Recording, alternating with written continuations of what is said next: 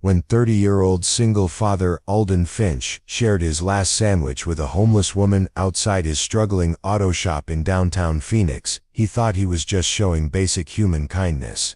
The woman, who called herself Mia, had been living in the alley behind his garage for weeks, and Alden couldn't bear watching her go hungry while his 8-year-old daughter Emma had plenty to eat upstairs. But what Alden didn't know was that Mia wasn't actually homeless. She was Mia Thornton, a 25-year-old real estate billionaire who had been secretly testing the compassion of business owners throughout the city. Her company had been quietly buying up properties in the neighborhood, and she wanted to see who deserved to stay and who deserved to go. That simple act of sharing lunch would lead to the most shocking revelation of Alden's life, and change both their destinies in ways neither could have imagined. Before we jump back in, tell us where you're tuning in from, and if this story touches you, make sure you're subscribed, because tomorrow I've saved something extra special for you. The first time Alden Finch noticed the woman sleeping in the alley behind his auto shop, it was during one of those brutally hot Phoenix summers that made even the desert lizards seek shade. She had appeared on a Tuesday morning in late July, curled up against the brick wall of the neighboring building, with nothing but a tattered blanket and a small backpack that looked like it had seen better decades. Most business owners in downtown Phoenix would have called the police immediately, viewing homeless individuals as nothing more than obstacles to commerce and potential liability issues. But Alden had learned long ago that life had a way of humbling everyone eventually, and he wasn't in the business of making anyone's existence more difficult than it already was. His auto shop, Finch Automotive Repair, occupied a narrow lot on East Van Buren Street, sandwiched between a struggling laundromat and a Mexican restaurant that somehow managed to stay busy despite its questionable health department ratings. The building itself was a testament to urban decay and stubborn persistence, its faded blue paint peeling in strips that revealed layers of previous color schemes, dating back decades. Alden had bought the property 3 years ago, with every dollar of his savings and a loan that kept him awake most nights, gambling everything on the belief that honest work and fair prices could still build a sustainable business in a city increasingly dominated by corporate chains and franchise operations. The shop barely generated enough revenue to cover rent, utilities, and the basic supplies needed to keep ancient vehicles running in the desert heat.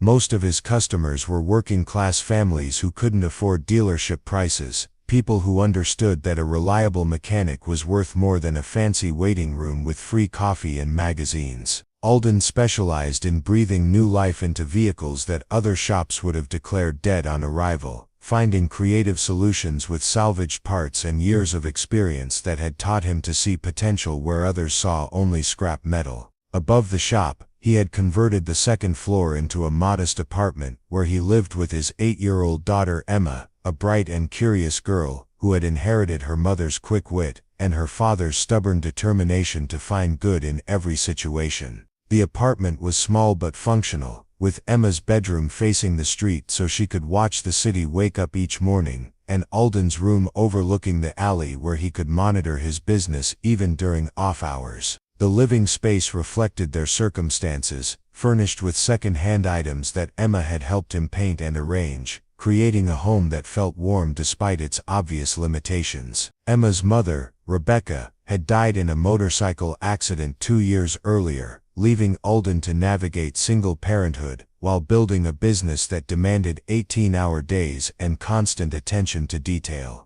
Rebecca had been the dreamer in their relationship, the one who convinced him to leave his steady job at a dealership and pursue his goal of owning an independent shop where he could work with his hands and build something meaningful. Her death had nearly destroyed him, not just emotionally but financially, as medical bills and funeral expenses had consumed most of their savings and forced him to take additional loans against the business. But Emma needed stability and hope, not a father drowning in grief and debt. So Alden had learned to compartmentalize his sorrow, focusing on the daily routine of repairs and maintenance that kept food on their table and a roof over their heads. He taught Emma basic automotive skills in the evenings, showing her how engines worked and why regular maintenance prevented expensive breakdowns, hoping to instill in her the same appreciation for honest work that his own father had passed down to him decades earlier. The homeless woman in the alley disrupted his carefully structured world in ways he didn't immediately recognize. She appeared to be in her mid-20s, with long brown hair that she kept clean despite her circumstances, and clothes that were worn but not filthy. Unlike many of the homeless individuals who frequented the area, she didn't approach customers for money or food, didn't leave trash scattered around the property, and seemed to understand the invisible boundaries that separated public space from private business. She simply existed in that narrow alley, reading paperback books during the day, and disappearing somewhere unknown each evening before returning to the same spot by morning.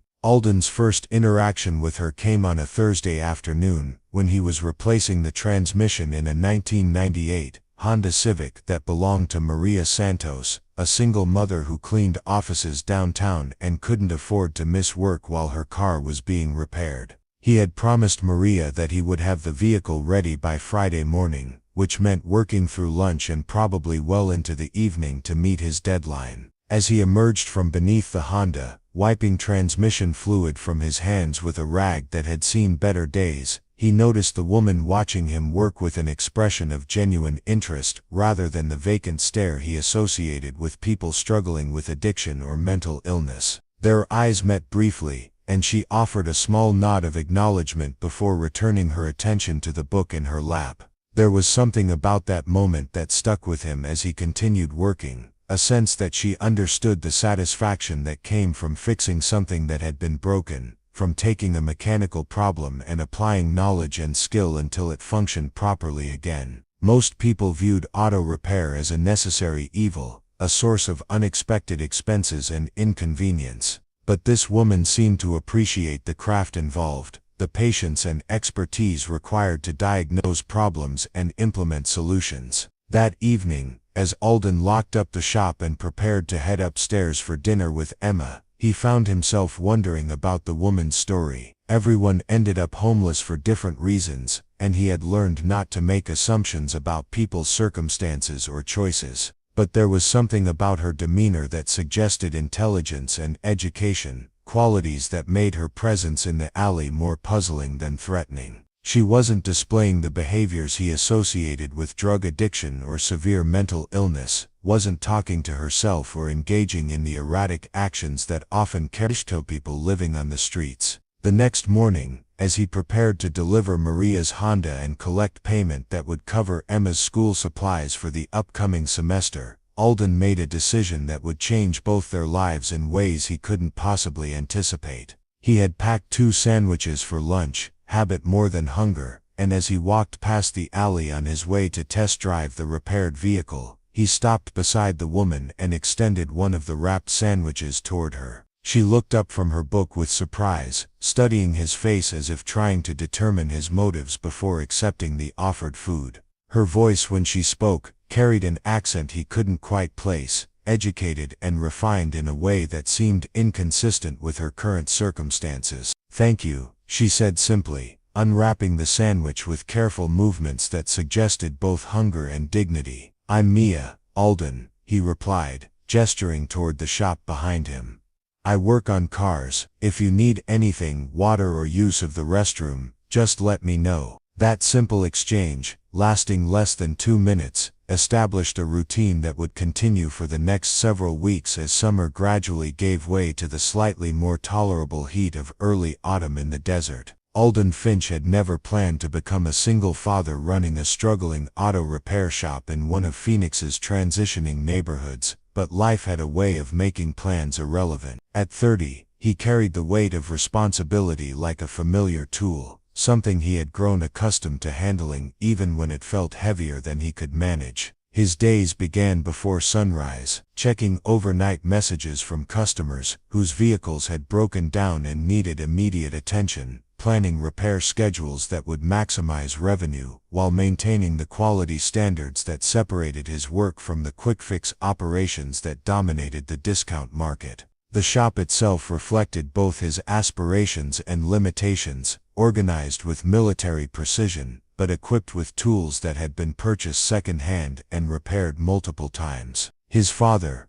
a career Navy mechanic who had spent 20 years maintaining aircraft engines on carriers deployed around the world, had taught him that proper organization and tool maintenance were more important than having the newest equipment. Every wrench had its designated place, every diagnostic manual was filed according to make and model, and every repair bay was cleaned thoroughly at the end of each workday. These habits had been drilled into him during childhood afternoons spent in his father's garage, learning that respect for tools and workspace was really respect for the craft itself. Preparing and narrating this story took us a lot of time, so if you are enjoying it, subscribe to our channel, it means a lot to us. Now back to the story. But discipline and organization could only compensate for financial limitations to a certain extent. The hydraulic lift in Bay 2 had been acting up for months, requiring constant adjustment and occasional creative solutions that involved wooden blocks and careful positioning to maintain safety standards.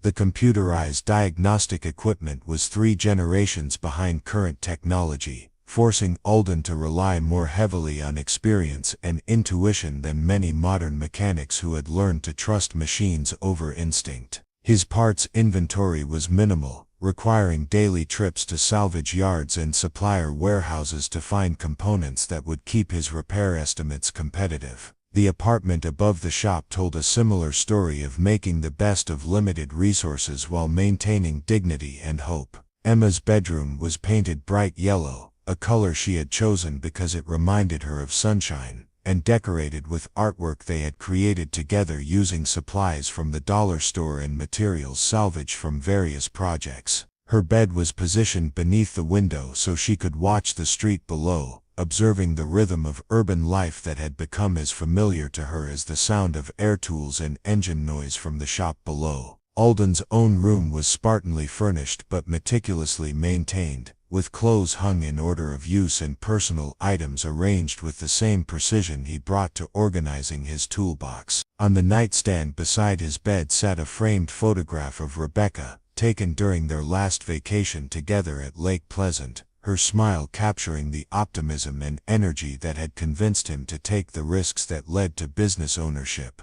Next to the photograph lay a small notebook where he tracked daily expenses and revenue, a habit that had become both obsession and survival strategy as he navigated the constant challenge of keeping the business afloat. Emma had adapted to their circumstances with the resilience that children possessed when they felt secure in their parents' love and commitment. She understood that money was tight without feeling deprived, helped with simple tasks around the shop without being burdened with adult responsibilities, and maintained the kind of cheerful curiosity that reminded Alden why he worked so hard to provide stability in her life. Her after-school routine involved homework at the small desk in the shop's office, where she could complete assignments while staying close to her father and occasionally helping with simple tasks like organizing receipts or answering the phone when he was working beneath a vehicle. Their evening routine was sacred time, protected from the demands of business and financial pressure.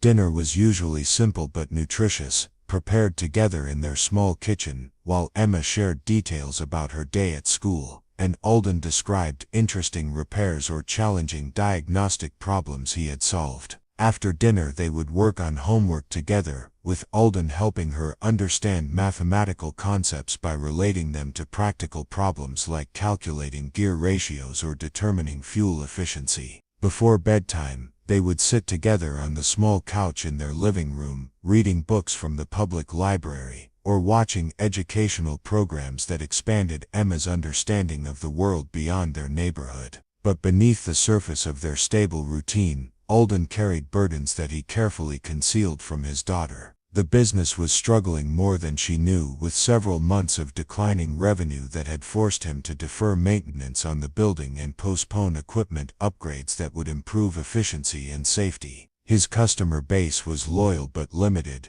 consisting primarily of working-class families who were themselves struggling with economic pressures and often delayed repairs until their vehicles literally couldn't function. He had considered expanding services to include more profitable work like custom modifications or classic car restoration, but lacked both the specialized equipment and financial cushion needed to attract that type of clientele. The insurance settlement from Rebecca's death had covered immediate expenses and provided a temporary buffer, but those funds were nearly exhausted after 2 years of using them to supplement business income during slow periods. His credit was good but limited, and he had already borrowed against the business to cover emergency repairs and unexpected expenses that inevitably arose when operating on such narrow margins. The weight of financial pressure was constant, creating a background stress that affected his sleep and occasionally shortened his patience with difficult customers or challenging repairs.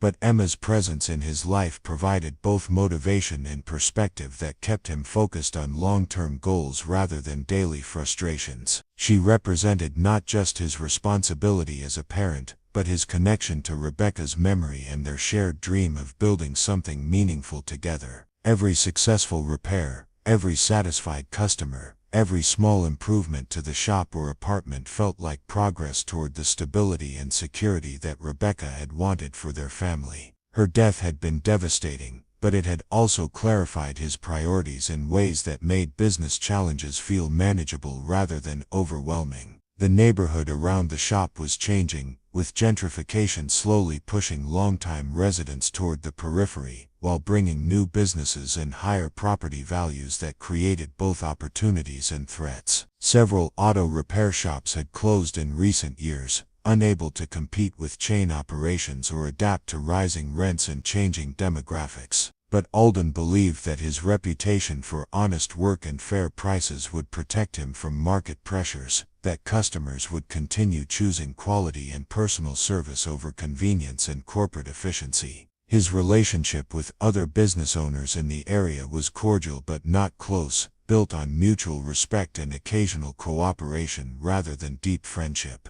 The owner of the Mexican restaurant next door occasionally sent customers his way when they mentioned car problems, and Alden referred people to the laundromat when they needed to clean work clothes while waiting for repairs. But he maintained professional boundaries that prevented business relationships from becoming personal obligations, protecting both his time and emotional energy for the people who mattered most. This careful balance between openness and self-protection had served him well since Rebecca's death, allowing him to function effectively in his community while avoiding the kind of deep attachments that might distract him from his primary responsibilities as both father and business owner. He was friendly but not intimate, helpful but not vulnerable, present but not exposed to the kind of loss that had nearly destroyed him when Rebecca died. It was a sustainable approach to life that prioritized stability over excitement, security over adventure, and Emma's well-being over his own unfulfilled needs for companionship and emotional connection. The routine of sharing lunch with Mia developed gradually over the course of 3 weeks, evolving from a simple act of kindness into something that both Alden and Emma began to anticipate as a highlight of their day. What had started as an occasional gesture when he remembered to pack extra food became a daily practice that required planning and consideration, though Alden told himself it was just basic human decency, rather than any kind of meaningful relationship. Mia never asked for food or assistance, never positioned herself where she might interact with customers, and seemed to understand instinctively the boundaries that separated charity from business. Emma first noticed the woman during one of her after-school visits to the alley behind the shop, where she sometimes played with a stray cat that had taken up residence near the dumpster. Rather than being frightened or suspicious, Emma displayed the natural curiosity and acceptance that children possessed before they learned to judge people based on circumstances rather than character. She observed Mia reading books, noticed that she kept her small area clean and organized, and eventually mentioned to her father that the woman seemed lonely and might appreciate some company. Alden's protective instincts initially resisted Emma's suggestion that they invite Mia to join them for lunch, but his daughter's innocent logic proved difficult to argue against. If Mia was hungry enough to accept sandwiches, she probably didn't have regular access to hot meals or comfortable seating. If she was spending her days reading in an alley, she might enjoy conversation with people who shared her appreciation for books and learning. And if she was living alone on the streets, she might benefit from the kind of human connection that everyone needed for emotional well-being. The first time Mia accepted their invitation to eat lunch in the shop's small break room, Alden was struck by how naturally she seemed to fit into their routine. She helped Emma clear space at the small table, listened attentively as his daughter described her current school projects, and asked thoughtful questions that demonstrated genuine interest in 8-year-old's perspective on the world. Her mannerisms and speech patterns suggested education and social experience that seemed inconsistent with homelessness, but Alden had learned not to make assumptions about people's backgrounds or the circumstances that led to their current situations. Mia's knowledge base was surprisingly broad and deep, encompassing everything from automotive engineering to local history, to child development theory. When Emma struggled with a math problem involving fractions, Mia explained the concept using analogies to engine components that helped the girl understand proportional relationships in concrete terms. When Alden mentioned difficulties sourcing parts for a vintage Ford truck, Mia suggested suppliers and salvage yards that he hadn't heard of despite years in the business. Her familiarity with Phoenix geography and business networks suggested someone who had lived in the area for years rather than a transient individual passing through the city. But it was her interaction with Emma that most impressed and concerned Alden. Mia seemed to understand intuitively how to communicate with children, offering encouragement without condescension, setting gentle boundaries without being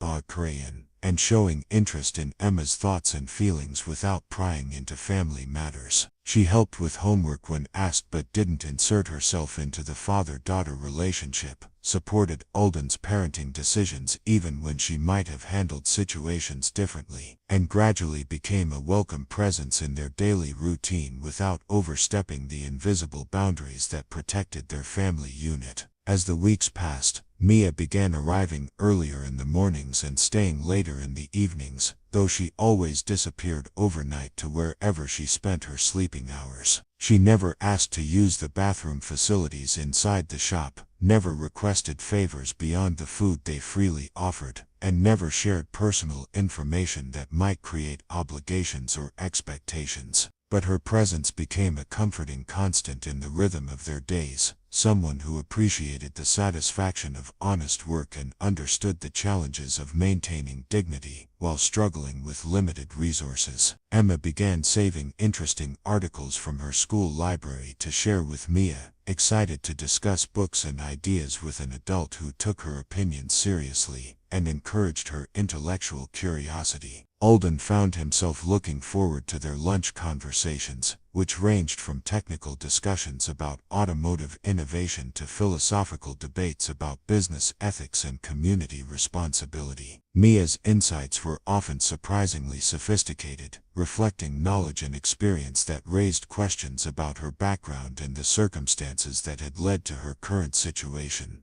But it was during their fourth week of shared lunches that Alden began noticing details that didn't quite fit the profile of someone experiencing homelessness due to mental illness, addiction, or economic hardship. Mia's teeth were straight and well maintained, suggesting recent dental care that required insurance or significant out-of-pocket expenses. Her skin showed signs of sun exposure, but not the kind of weathering that characterized people who had been living outdoors for extended periods. Her vocabulary and communication style reflected education and professional experience, while her knowledge of local business networks suggested connections that would typically lead to employment opportunities rather than street living. Most puzzling was her apparent familiarity with the neighborhood's recent development patterns and property values. She knew which buildings had recently changed ownership, which businesses were struggling with rising rents, and which properties were likely targets for future development. When Alden mentioned concerns about gentrification affecting his customer base, Mia's responses demonstrated understanding of real estate markets and urban planning that seemed far beyond what someone would acquire through casual observation or street-level experience.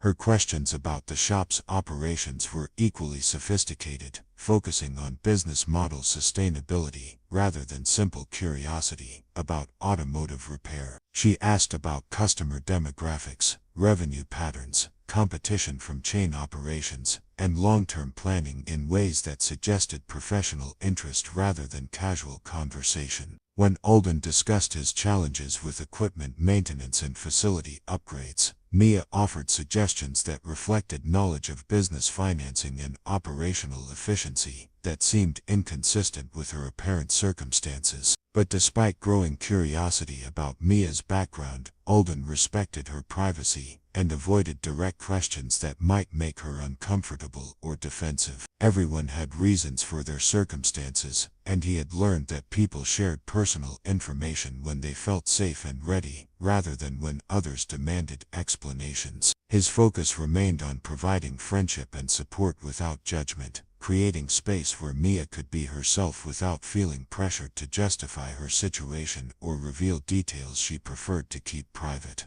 Emma, with the directness that children possessed before learning social conventions about sensitive topics, occasionally asked Mia questions about her living situation and future plans. But rather than being offended or evasive, Mia seemed to appreciate Emma's honest curiosity and answered in ways that satisfied the girl's need for understanding without providing details that might worry or confuse her. She explained that she was between permanent housing situations, that she enjoyed spending time outdoors, and that she was exploring different neighborhoods to learn about community dynamics and local culture. The relationship that developed between the three of them was unlike anything Alden had experienced since Rebecca's death. It wasn't romantic or familial in traditional senses, but it felt like genuine connection based on mutual respect and shared values. Mia brought perspectives and insights that enriched their daily conversations, while Emma's presence seemed to bring out protective and nurturing instincts in Mia that suggested experience with children and families. For Alden, it was the first time since becoming a widower that he had enjoyed regular adult conversation with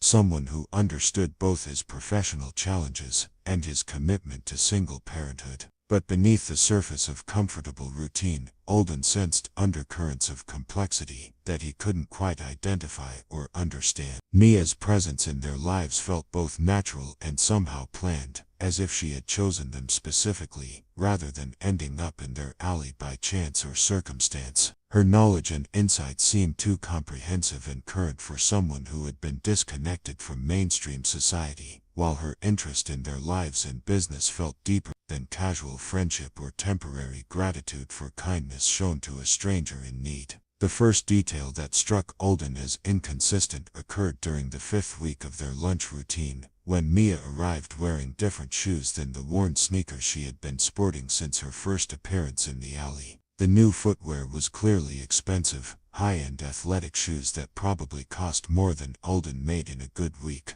but they were scuffed and dirty in ways that suggested deliberate effort to make them appear used rather than wear patterns that developed naturally over time. When he mentioned noticing her new shoes, Mia explained that she had found them at a donation center, but her story felt rehearsed rather than spontaneous. The inconsistency bothered him more than it should have, creating a nagging sense that something about Mia's situation didn't align with the narrative he had constructed in his mind. People experiencing homelessness developed sophisticated networks for acquiring necessities, and finding quality donated items wasn't unusual or suspicious. But the shoes were current-year models from a premium brand, hardly the type of merchandise that typically ended up in charity distribution centers, and they appeared to be exactly Mia's size rather than the close enough fit that characterized most donated clothing. Over the following days, Alden found himself paying closer attention to details that he had previously overlooked or dismissed as unimportant. Mia's backpack, which he had assumed contained her essential possessions, seemed unusually light for someone carrying everything they owned.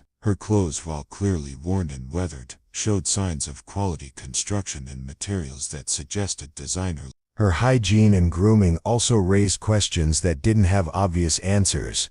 Despite living in an alley without apparent access to shower facilities, Mia maintained cleanliness standards that required regular washing and basic grooming supplies. Her hair was clean and styled in ways that suggested recent professional attention, while her fingernails were trimmed and maintained with a precision that indicated access to appropriate tools and private space for personal care. When he casually asked about restroom and washing facilities in the area, she provided detailed information about public resources that demonstrated familiarity with social services, but no apparent personal dependence on them. But it was her knowledge of the local business community that most puzzled and concerned Alden. During conversations about economic trends and neighborhood development, Mia displayed understanding of commercial real estate markets that went far beyond what someone would acquire through casual observation or general interest. She knew specific details about property ownership, lease agreements, development permits, and zoning regulations that required access to public records and professional databases. When he mentioned struggling with a rent increase notice from his landlord, she offered advice about tenant rights and negotiation strategies that reflected legal knowledge and business experience. Her familiarity with other business owners in the area was equally sophisticated and detailed. She knew which restaurants were struggling with health department violations, which retail establishments were behind on rent payments, and which service providers were considering relocation due to changing demographics.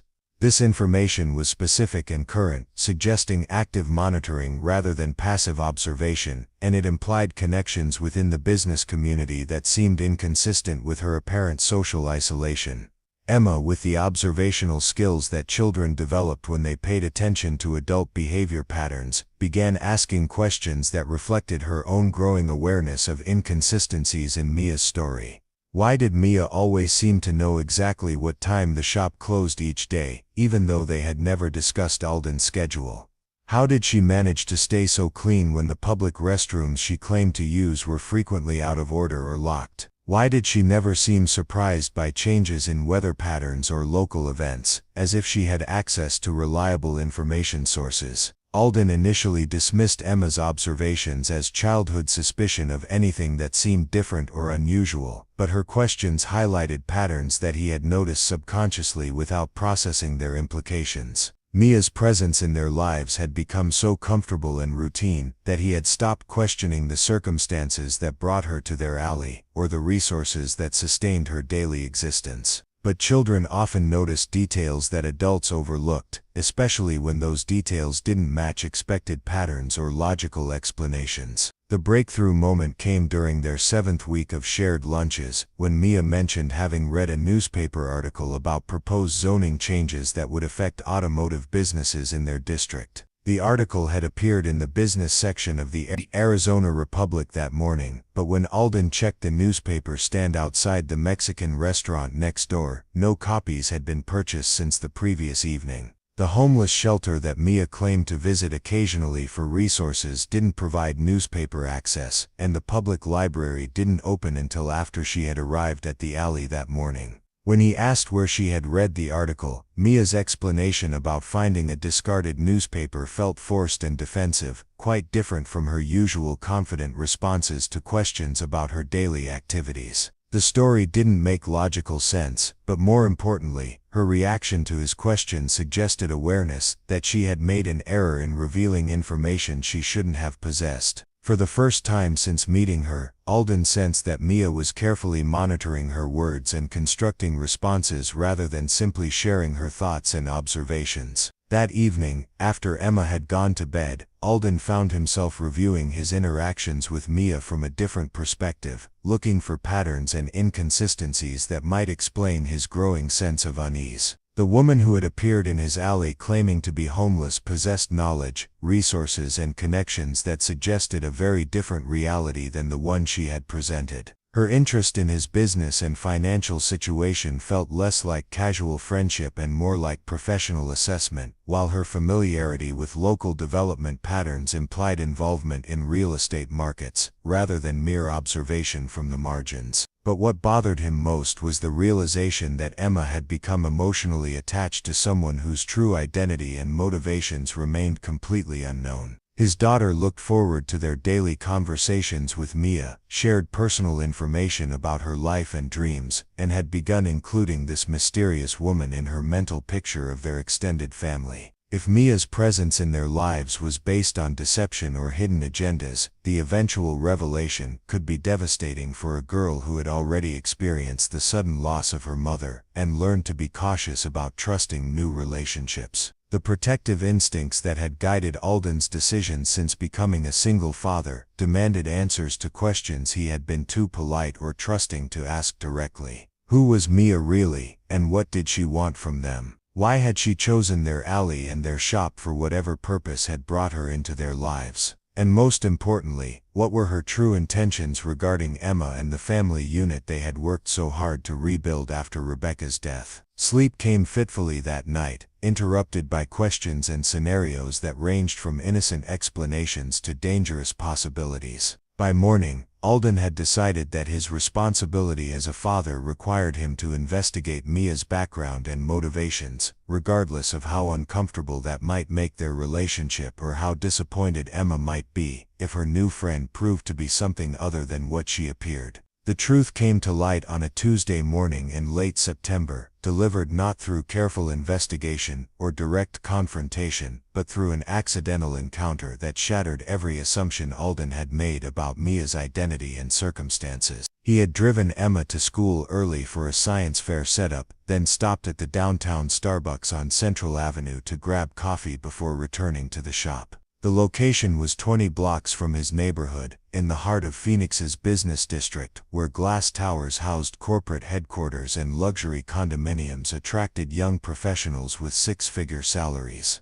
As he waited in line behind a group of lawyers discussing merger negotiations in voices loud enough to demonstrate their self-importance, Alden noticed a commotion near the front of the store that seemed to involve someone who looked remarkably familiar. The woman at the center of attention was clearly Mia, but transformed in ways that made him question his own recognition skills. Instead of worn jeans and a faded t-shirt, she wore an impeccably tailored business suit that probably cost more than his monthly rent. Her hair was professionally styled, her makeup was expertly applied, and she carried herself with the confident authority of someone accustomed to commanding respect and attention. She was engaged in what appeared to be an intense conversation with a man in his 50s, who treated her with the deference typically reserved for major clients or powerful executives. Their discussion involved financial figures and property addresses that Alden couldn't fully hear, but the tone and body language suggested business negotiations rather than casual conversation. When the man addressed her as Miss Thornton, and mentioned something about the downtown acquisition portfolio, Alden felt his understanding of reality shift in ways that left him disoriented and increasingly angry. Mia Thornton.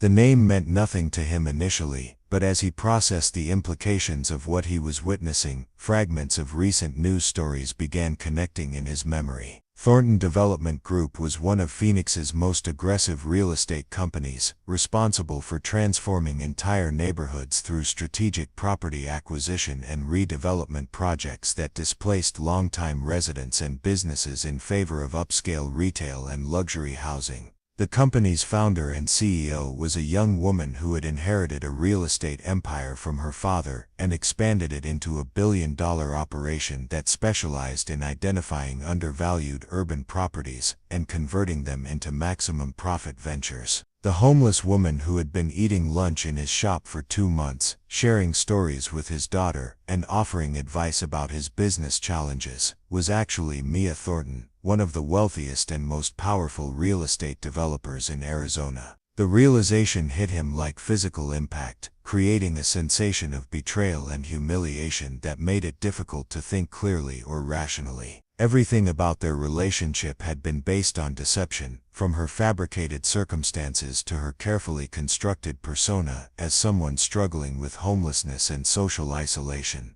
But the implications went far beyond personal embarrassment or wounded feelings. If Mia Thornton had been spending weeks observing his business operations and asking detailed questions about his finances and customer base, her presence in his alley wasn't coincidental or charitable. She was conducting research, gathering intelligence about potential acquisition targets in a neighborhood that was clearly being considered for redevelopment. His kindness had been exploited as cover for corporate espionage, while Emma's innocent friendship had been manipulated as a source of inside information about their family's vulnerabilities and circumstances. As he watched Mia conclude her business meeting and walk toward the exit with the confident stride of someone who owned whatever space she occupied, Alden felt anger building in ways that reminded him of the rage he had experienced after Rebecca's death when well-meaning friends offered platitudes about God's plan and everything happening for a reason. The difference was that Rebecca's death had been genuinely accidental, a random tragedy that couldn't be prevented or predicted. Mia's deception was deliberate and calculated, designed to extract information and access that she could use to destroy the life he had worked so hard to build for himself and Emma.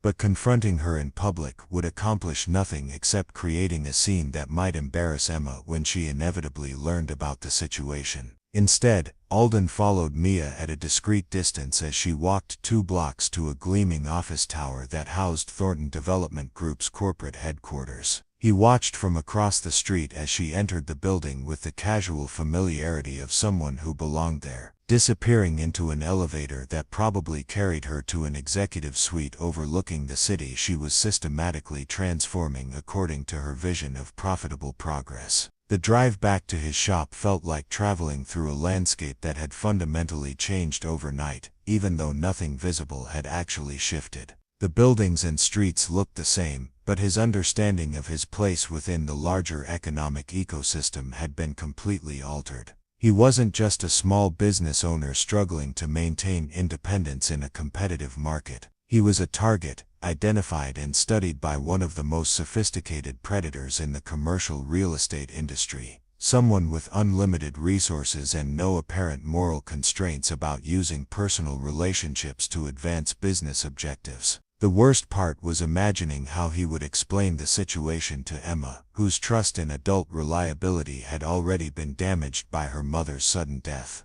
His daughter had formed a genuine emotional attachment to someone who viewed her as nothing more than a source of useful information, a pathway to intelligence about family finances and business vulnerabilities that could be exploited for profit.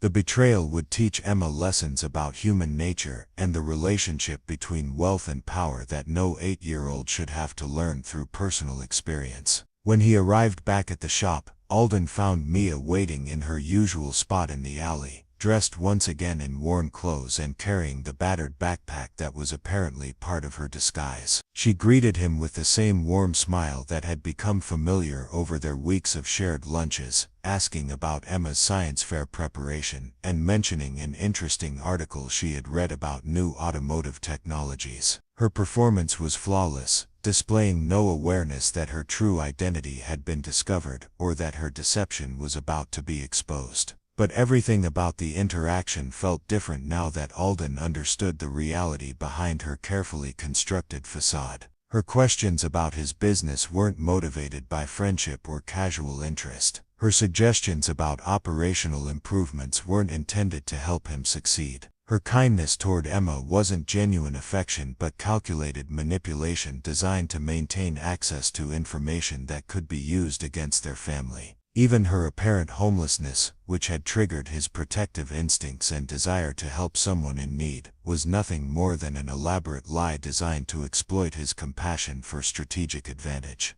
The confrontation, when it finally came, was inevitable and devastating in ways that neither of them had anticipated. As they sat in the shop's break room waiting for Emma to arrive from school, Alden's carefully controlled anger finally overwhelmed his commitment to maintaining polite pretenses. The words came out in a rush of accusation and disappointment that surprised him with their intensity and bitterness, revealing depths of betrayal that he hadn't fully processed until he heard himself speaking them aloud. "I know who you are, Mia Thornton," he said quietly, watching her face for signs of the reaction he expected. "I saw you this morning at Starbucks, meeting with your business associates and discussing acquisition portfolios. I know about Thornton Development Group and your billion-dollar real estate empire. So what I want to understand is why one of the wealthiest people in Arizona has been pretending to be homeless in my alley for the past 2 months." The transformation in Mia's expression was immediate and complete, shifting from surprised confusion to resigned acceptance in the space of a few seconds. The carefully constructed mask of vulnerability and gratitude fell away, replaced by the composed confidence of someone accustomed to being discovered and challenged. She leaned back in her chair with a sigh that seemed to carry the weight of multiple deceptions finally coming to light, her posture shifting from defensive to explanatory as she prepared to reveal truths that would fundamentally alter their relationship. "You're absolutely right," she said simply, her voice taking on tones of authority and education that had been carefully suppressed during their previous conversations. "I am Mia Thornton, and I do own Thornton Development Group. But before you assume the worst about my motivations, I need you to understand why I've been conducting this experiment and what I discovered about you and Emma that changed everything I thought I knew about human nature and business ethics." The word experiment hit Alden like a physical blow, confirming his worst fears about being studied and manipulated for purposes he couldn't fully comprehend. But there was something in Mia's tone that suggested complexity beyond simple corporate espionage, an emotional weight that implied personal stakes rather than merely professional objectives.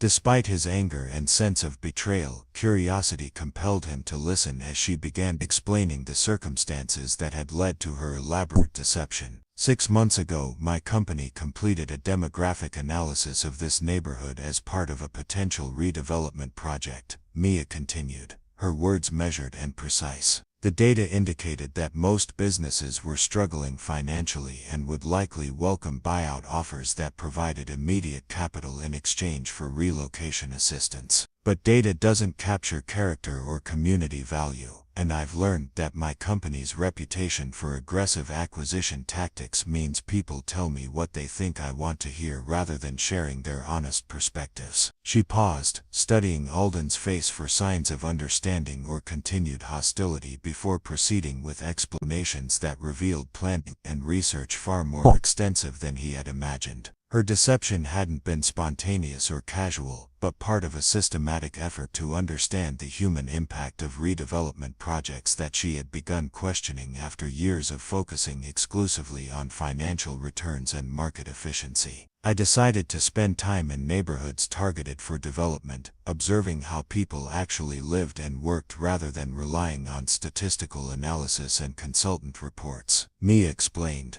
"I wanted to understand what would be lost when communities were transformed, whether the social and economic disruption was justified by the supposed improvements we were creating. Your alley was convenient and provided good observation points, but I never intended to become personally involved with anyone or create genuine relationships." The admission that their friendship had been unplanned provided slight comfort, suggesting that Emma's emotional attachment hadn't been deliberately cultivated as part of some corporate strategy. But it also raised questions about what had changed Mia's original intentions and why she had allowed personal connections to develop when her stated purpose was objective observation rather than community engagement. "What I discovered challenged every assumption I had made about people in your economic circumstances," Mia continued, her voice carrying undertones of genuine respect and admiration. "Most business owners I've encountered during acquisition negotiations are focused entirely on maximizing their compensation packages and minimizing transition difficulties. But you were different. You shared food with someone you believed was homeless, not because you expected anything in return, but because you understood what it meant to struggle and wanted to help someone who had even less than you did." The praise felt manipulative and condescending, highlighting the vast economic inequality that separated their actual circumstances while suggesting that his kindness was somehow unusual or unexpected among people struggling with financial limitations. But there was something in Mia's expression that suggested genuine surprise and emotional impact rather than calculated flattery designed to manipulate his feelings or reduce his anger about being deceived. "Emma's acceptance of me was even more remarkable," Mia added, her voice softening with what appeared to be authentic affection. "She treated me like family from the very beginning, sharing her thoughts and dreams with someone she believed was experiencing homelessness and social isolation. Most children from privileged backgrounds are taught to be suspicious of people whose circumstances suggest instability or potential danger, but Emma saw need and responded with compassion, just like her father. The mention of Emma intensified Alden's protective anger, reminding him that his daughter's emotional well-being had been compromised by an adult's decision to maintain elaborate deceptions for corporate research purposes. Whatever Mia's motivations or discoveries, Emma had been harmed by forming attachments to someone whose true identity and intentions remained hidden until circumstances forced revelation of the truth. "None of that justifies lying to us for 2 months," Alden said firmly, his voice carrying the controlled intensity that he used when discussing serious matters with Emma. "You exploited our kindness and Emma's trust to gather information about our business and personal circumstances. You turned our home into a research site and our friendship into data collection. Whatever you learned about human nature, you violated basic principles of honesty and consent that should govern any meaningful relationship." Mia's response surprised him with its directness and apparent sincerity, suggesting emotional investment that went beyond professional curiosity or academic interest in social dynamics. The composed executive confidence that had characterized her initial revelation gave way to something that seemed more vulnerable and personally invested, as if the experiment had affected her as profoundly as it had affected them. "You're absolutely right about the ethical violations," she admitted, her voice carrying undertones of genuine regret. "I crossed boundaries that should never be crossed, and I used your kindness in ways that were manipulative and wrong. But what I learned changed not just my understanding of this community but my entire approach to business and social responsibility. I need you to understand that before you decide what happens next." The conversation that followed Mia's admission stretched late into the evening, continuing long after Emma had returned from school and been sent upstairs with homework and instructions not to disturb the adults who were having an important discussion.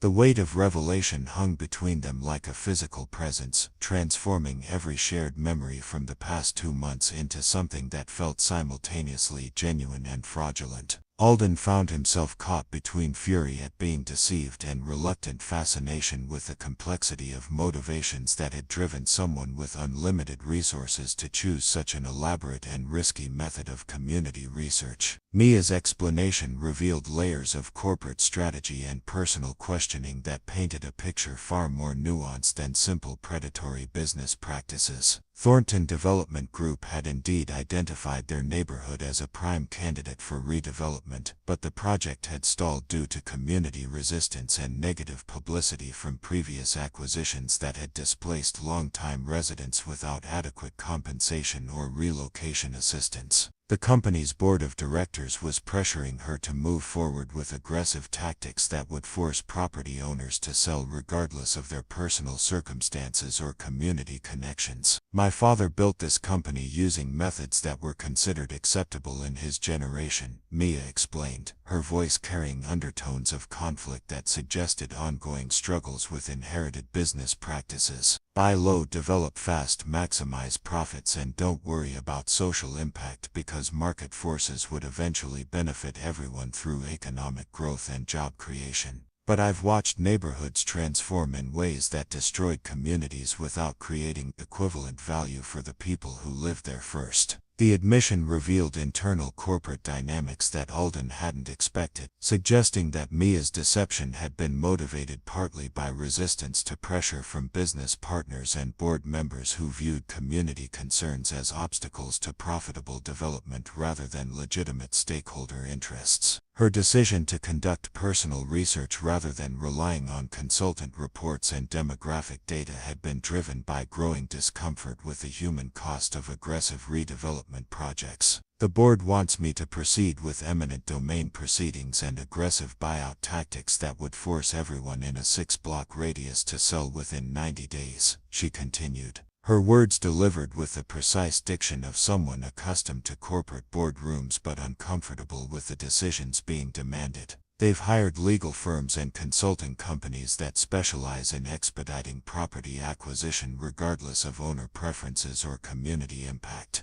The project timeline calls for demolition to begin within 6 months. The timeline hit Alden like physical impact, transforming abstract concerns about gentrification into immediate threats to his family's survival and security. 6 months wasn't enough time to relocate his business, find alternative housing for Emma, or negotiate fair compensation for property that represented not just financial investment but years of emotional commitment to building something meaningful in their community. The shop wasn't just his source of income but Emma's home, the place where she had learned to feel safe and stable after her mother's death. But what I learned during these past 2 months changed everything, Mia said, her voice intensifying with conviction that seemed to surprise her as much as it impressed Alden. You and Emma represent exactly what my company's development projects destroy. Not just affordable housing or small businesses but communities where people take care of each other, where children learn values that can't be purchased, where human connection matters more than economic efficiency. The praise felt simultaneously validating and patronizing, highlighting the vast economic inequality that separated their circumstances while suggesting that their way of life was somehow quaint or unusual rather than simply different from the privileged communities that Mia had grown up experiencing. But there was something in her expression that suggested genuine respect and emotional investment rather than calculated flattery designed to manipulate his feelings or reduce his anger about the deception. So what happens now? Alden asked, his voice carrying the careful control he used when discussing serious matters that might affect Emma's future. You've completed your research and learned that poor people are capable of kindness and community connection. Does that information change your company's development plans, or do you just proceed with demolition while feeling guilty about the human cost? The question struck at the heart of his skepticism about wealthy individuals who expressed concern for social justice while continuing to benefit from systems that created and maintained inequality. Mia's experiment had been fascinating from an academic perspective, but Emma needed housing stability and he needed business continuity regardless of whatever insights had been gained through deceptive community research. It means I'm going to fight the board's timeline and propose alternative development strategies that preserve community character while still meeting our investors' financial expectations, Mia replied, her words carrying determination that seemed to reflect recent decision-making rather than long-term planning.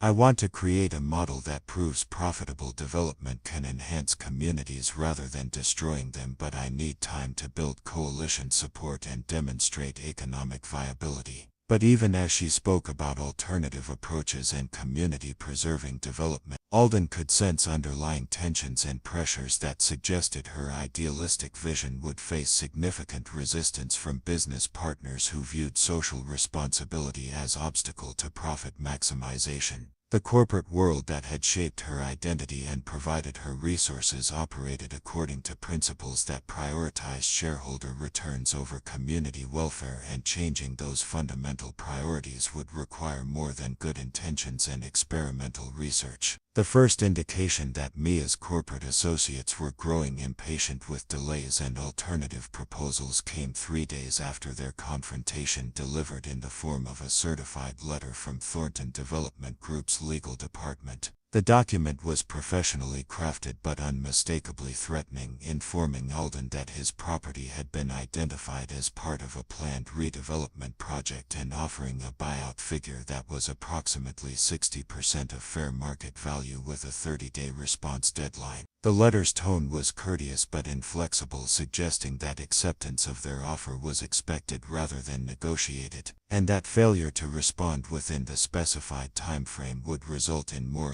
aggressive acquisition tactics, including eminent domain proceedings and legal challenges to his business licensing and building permits. The signature belonged to Richard Hawthorne, Thornton Development Group's senior legal counsel, someone who apparently hadn't been informed about Mia's change of heart regarding community-preserving development strategies. Emma noticed the change in her father's mood immediately, displaying the heightened sensitivity to adult anxiety that characterized children who had already experienced significant loss and learned to monitor their environment for signs of potential threats. Her questions about why he seemed worried and whether they would have to move again revealed fears that he had hoped to avoid triggering through his attempts to maintain normal routines and positive attitudes about their future stability. "Are we going to lose our home like when Mommy died?" she asked that evening as they prepared dinner together, her voice carrying the controlled fear of someone who had learned that adults couldn't always protect the people they loved from circumstances beyond their control. Is Mia's company going to make us leave, even though she's our friend now? The questions forced Alden to confront realities that he had been trying to process privately while maintaining Emma's sense of security and normalcy. His daughter needed honest information about their situation without being burdened with adult anxieties about corporate power and legal vulnerabilities that were beyond her ability to influence or understand. But she also deserved preparation for potential changes that might disrupt her life, regardless of his efforts to protect their current circumstances. "We might have to make some changes," he said carefully, choosing words that acknowledged uncertainty without creating panic. "But whatever happens, we'll face it together and make sure you have a safe place to live and good schools to attend. Some things are beyond our control, but our family and our love for each other will never change." The conversation continued over the following days, as additional pressures began mounting from sources that suggested coordinated efforts to accelerate the acquisition timeline, regardless of Mia's stated intentions to pursue community-preserving alternatives. A building inspector arrived unannounced to conduct what he described as a routine safety evaluation, but his focus on potential code violations and structural deficiencies seemed designed to create justification for condemnation proceedings, rather than genuine concern for occupant safety. The inspection revealed minor issues that had existed for years without creating problems, but which could now be classified as violations requiring expensive remediation that would strain Alden's already limited financial resources. The inspector's report, delivered within 24 hours of his visit, recommended immediate repairs to electrical systems, plumbing infrastructure, and structural elements that would cost more than the shop's annual revenue and effectively force closure during the renovation period. Similar pressure tactics were being applied to other business owners throughout the neighborhood, creating a coordinated campaign that seemed designed to overwhelm resistance through multiple simultaneous challenges that exceeded any individual's ability to respond effectively. The Mexican restaurant next door received notice that their business license was under review due to alleged health department violations. The laundromat was cited for environmental compliance issues related to water usage and chemical disposal. The convenience store across the street was informed that their lease would not be renewed due to planned parking lot improvements. The pattern suggested professional coordination rather than coincidental timing, indicating that Thornton Development Group's legal and consulting teams were implementing aggressive acquisition strategies, regardless of Mia's stated commitment to alternative approaches. The disconnect between her expressed intentions and her company's actual practices raised questions about her ability to control corporate operations, or whether her community research had been nothing more than elaborate preparation for more sophisticated manipulation tactics. But it was the personal surveillance that most clearly demonstrated the resources and ruthlessness that characterized corporate property acquisition when conducted without moral constraints or community accountability. Alden noticed the same vehicles parked on his street for multiple consecutive days, occupied by individuals who seemed to be monitoring his shop's operations and customer patterns. His phone calls were periodically interrupted by strange clicking sounds and brief delays that suggested electronic monitoring. Emma reported that strangers had approached her friends at school, asking questions about her family's financial situation and future plans. The escalation from legal pressure to personal intimidation crossed boundaries that transformed business disputes into threats against family safety and emotional well-being. Emma's growing awareness that adult strangers were taking unusual interest in her life created anxiety that affected her sleep patterns and school performance. While Alden found himself constantly checking locks and security measures that had previously seemed adequate for their neighborhood's crime levels. The breaking point came during their third week of mounting pressure, when Emma's teacher called to inform Alden that his daughter had been approached by a woman claiming to be conducting a survey about local families for a community development project. The woman had asked detailed questions about Emma's after-school routine, her father's work schedule, and their family's financial circumstances, using professional credentials and official-looking identification that had convinced school staff to permit the interaction. Emma became upset when the woman started asking about whether your family might be interested in relocating to better housing in a different neighborhood.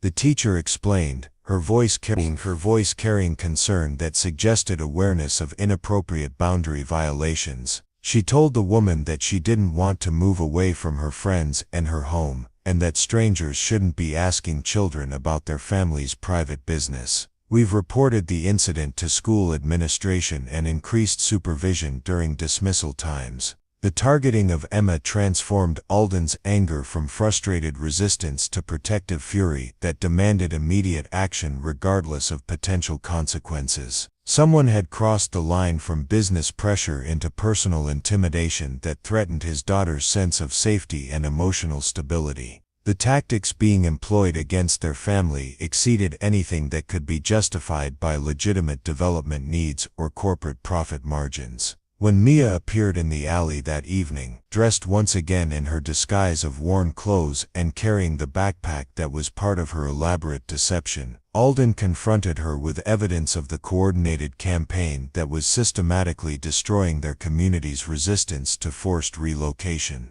His words came out in a controlled rush of accusation and demand for accountability that reflected both personal betrayal and paternal protectiveness. "Your company is using intimidation tactics against Emma," he said without preamble, his voice carrying the deadly calm that preceded either violence or definitive action. "School surveillance, personal questions about our family, threats designed to make children feel unsafe in their own neighborhood. Whatever game you're playing with alternative development strategies, your legal team is implementing standard corporate terrorism against families who can't fight back." Mia's reaction was immediate and appeared genuinely shocked, suggesting that the escalation tactics were being conducted without her knowledge or approval by subordinates who were following established corporate protocols rather than her stated preferences for community-preserving approaches. But her surprise also revealed the limitations of her actual authority within the corporate structure and raised questions about her ability to prevent further escalation regardless of personal intentions.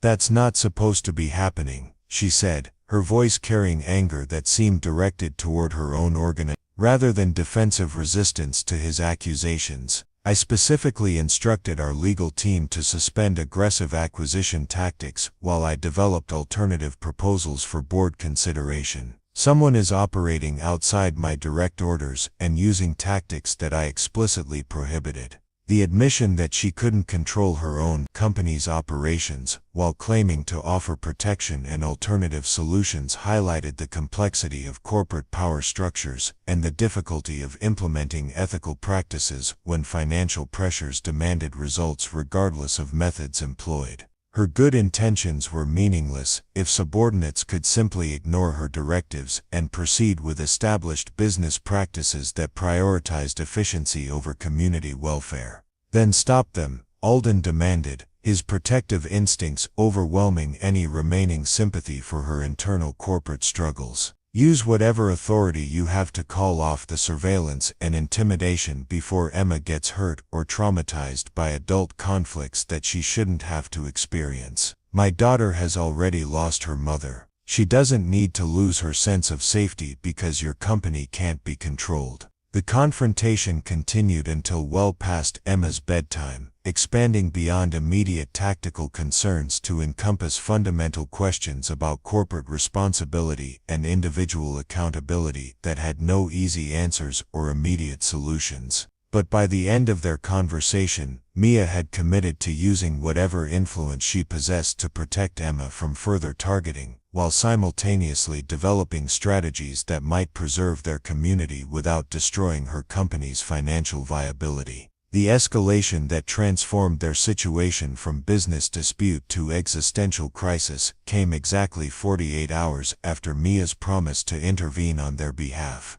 Delivered with the surgical precision of professionals who specialized in eliminating resistance through overwhelming force rather than negotiated settlement. Alden arrived at his shop that Thursday morning to find official notices posted on every door and window, documents that transformed his property from family business into condemned structure scheduled for immediate demolition. The condemnation order cited structural deficiencies identified during the recent inspection, environmental hazards requiring expensive remediation, and zoning violations that made continued operation illegal until compliance issues were resolved according to specifications that would cost more than the property's assessed value. The timeline for response was 14 days, during which all business operations must cease and the building must be vacated pending either compliance with remediation requirements or voluntary demolition to prevent public safety hazards. But the condemnation was only the beginning of a coordinated assault that demonstrated resources and planning that went far beyond normal business acquisition tactics. Emma's school called before 9 o'clock to inform Alden that his daughter's enrollment was being questioned due to residency requirements that apparently no longer recognized their apartment as valid housing.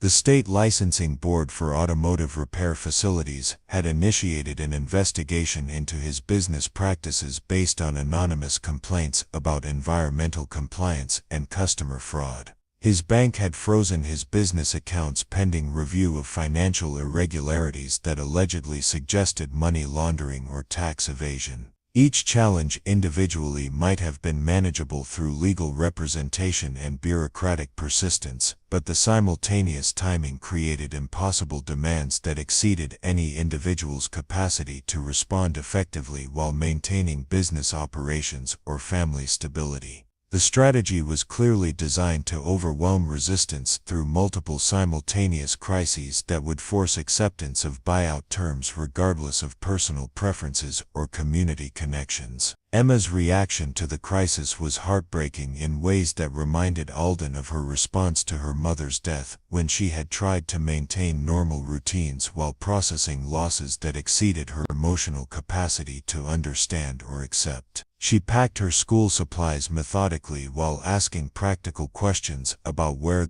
they would live and whether she would have to change schools, displaying the forced maturity that children developed when adult problems invaded their previously protected world. "Will we still be able to see Mia if we have to move?" she asked, while organizing her art supplies into boxes that might need to be stored indefinitely. "She promised to help me with my science project about community helpers, and I want to show her the drawing I made of her reading in the alley before we knew she was really a business lady." The question highlighted the complexity of relationships that had developed under false pretenses but generated genuine emotional attachments that would be painful to sever regardless of the deception involved. Emma's friendship with Mia had been based on fabricated circumstances, but her feelings were real and her sense of loss would be authentic when that relationship inevitably ended due to circumstances beyond her control. Alden's response was interrupted by a phone call that transformed concern into immediate danger, delivered by Danny Rodriguez, his old friend from the fire department, who now worked in law enforcement and occasionally provided informal information about situations that might affect community safety. Danny's voice carried urgency that suggested official rather than casual interest in their conversation. "You need to know that Thornton Development Group has hired Blackstone Security for property protection services in your neighborhood," Danny said without preamble, his words carrying implications that chilled Alden's blood. Blackstone specializes in corporate intimidation and forced relocation tactics that have resulted in multiple lawsuits and at least 2 suspicious accidents involving property owners who refused buyout offers. Blackstone Security was notorious throughout Arizona for aggressive tactics that pushed legal boundaries while maintaining plausible deniability about criminal activities that couldn't be proven in court. Their operatives were typically former military or law enforcement personnel who understood how to apply pressure without creating evidence that could support criminal charges or civil liability claims. Their involvement suggested that Thornton Development Group was prepared to use violence, if necessary, to eliminate resistance to their acquisition timeline. "They've established a staging area in the abandoned warehouse 3 blocks from your shop," Danny continued, his voice carrying professional concern for civilian safety. Surveillance equipment, communication systems, and vehicles that aren't registered to any legitimate business entity. This isn't normal property acquisition support.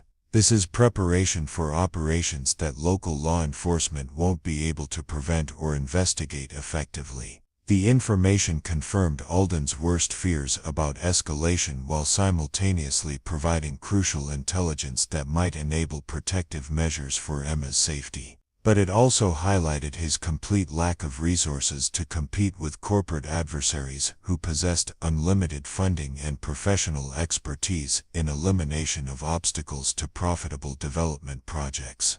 Get Emma somewhere safe and keep her there until this situation resolves, Danny advised with the directness of someone who had seen corporate intimidation tactics escalate into genuine violence. Document everything but don't try to fight them directly. Blackstone doesn't lose confrontations with civilians, and your daughter needs a living father more than you need to prove principles about community resistance. The advice was both practical and devastating, acknowledging that protection of family required abandonment of everything he had worked to build while accepting defeat by adversaries who viewed human lives as acceptable casualties in pursuit of profit maximization.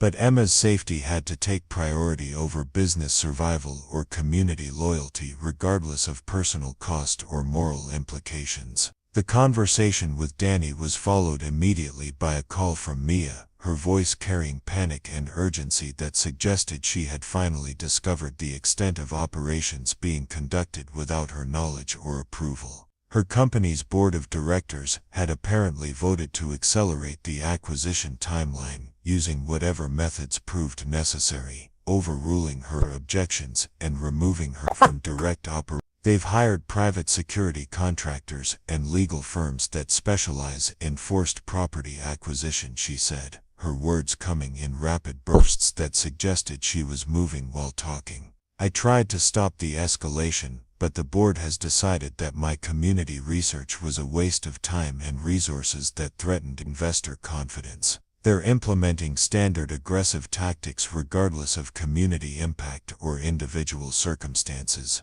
The admission that she had lost control of her own company's operations while claiming to offer protection and alternative solutions revealed the fundamental powerlessness of individual conscience when confronted with institutional priorities that valued profit over human welfare. Her good intentions were meaningless if she couldn't prevent subordinates from implementing tactics that threatened Emma's safety and destroyed their family's stability. I'm coming to get you and Emma right now, Mia continued, her voice carrying determination that seemed driven by personal responsibility rather than corporate obligation. My lawyers are preparing injunctions and media statements that might slow down the legal proceedings, but Blackstone Security operates outside normal legal constraints. You need to be somewhere safe while we figure out how to fight this properly. But even as she offered protection and resources, Alden could sense the limitations of her actual power